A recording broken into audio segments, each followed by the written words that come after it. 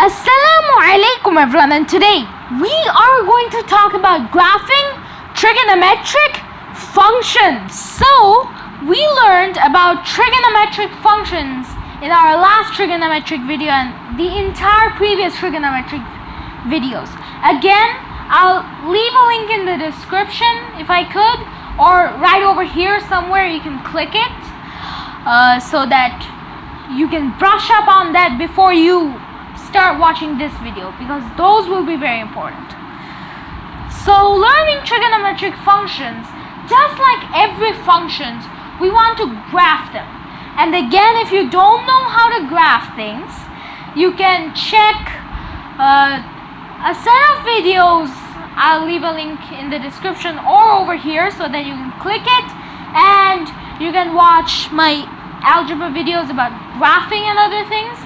Again, you have to watch a lot of videos to understand today's video. So something like a function, a trigonometric function like y equals to sine theta, we need to understand the domain and the range of all the trigonometric functions. So starting with y equals to sine theta, the domain will be all real numbers. All real number, and the range is equal to possible sine values. Now for y, and one thing, in functions you don't write theta, you write x. So a function would be like y equals to sine x or cosine x.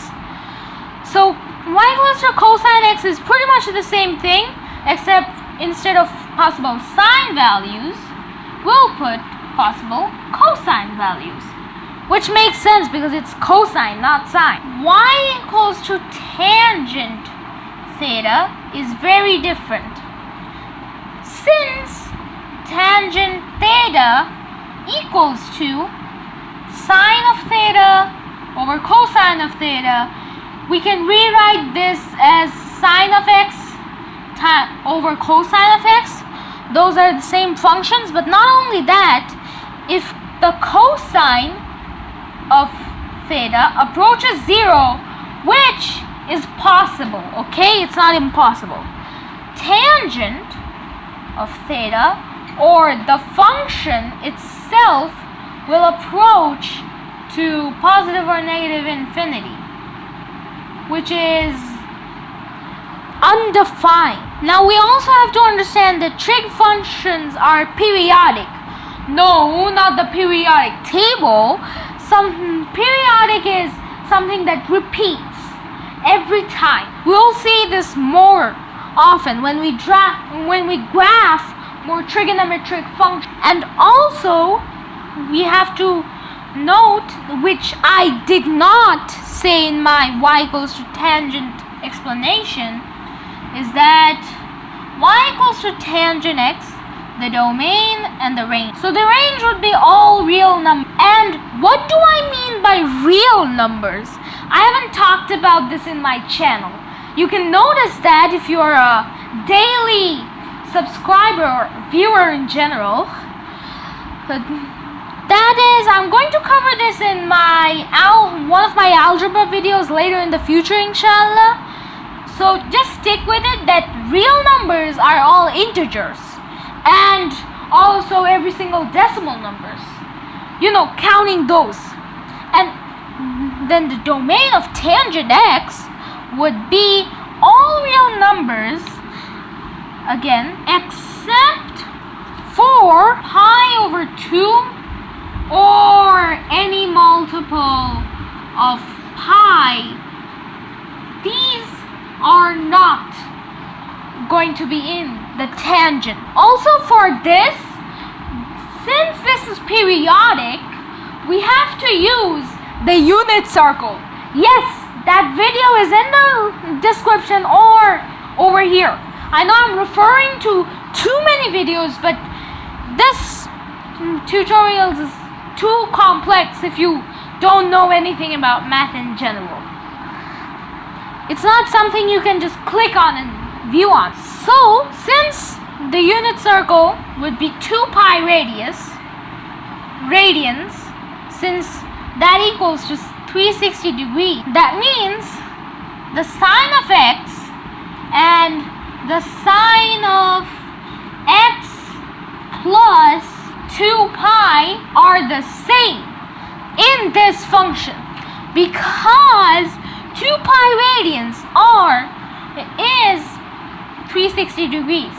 But this is only if you go to the calculator and put your calculator in radian mode. Now I don't have the calculator on me now, so I cannot show it, but next trigonometric videos or when we need the calculator, I'll show it inshallah.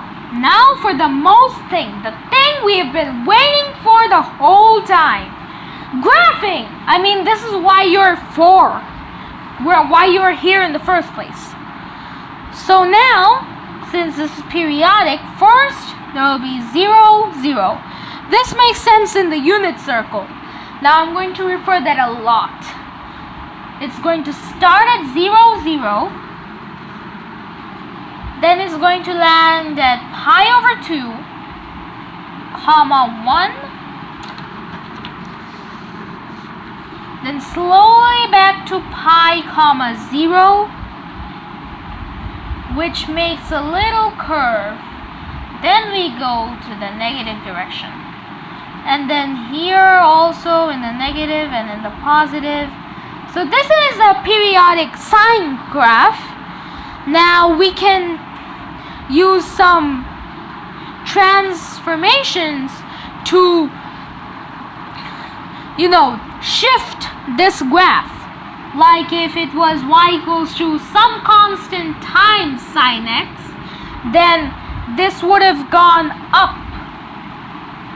This graph would have gone up. The shape would be the same, but it wouldn't be in the 0 to 0 intersection. Now if I wanted to go down, I'll use the y equals to sine times a constant times x to put it down. And if I want it vertically, I want a plus over here, plus something, anything. And if there is going to be a vertical shift, then we will use b plus x here. Now, as you can see, if I shift this over here, suddenly we put in a cosine graph. Now a cosine graph is just a sine graph. Instead, it is shifted. Means it's a little shifted. So it's also on the first shift, by the way. Over here and over here.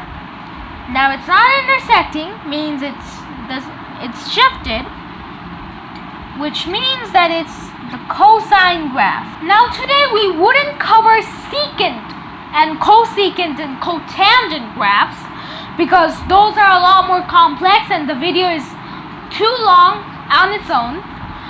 So a tangent graph is extremely weird, like the weirdest graph you can see.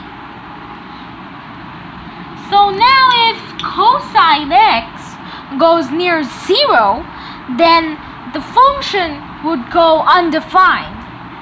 So this is how the graph goes. It's a little too, let's say, weird. It's like waves, and that's how it goes, because since the cosine is in the denominator, if the cosine approaches 0, the function or the range approaches to infinity or negative infinity on the other side, because it's periodic.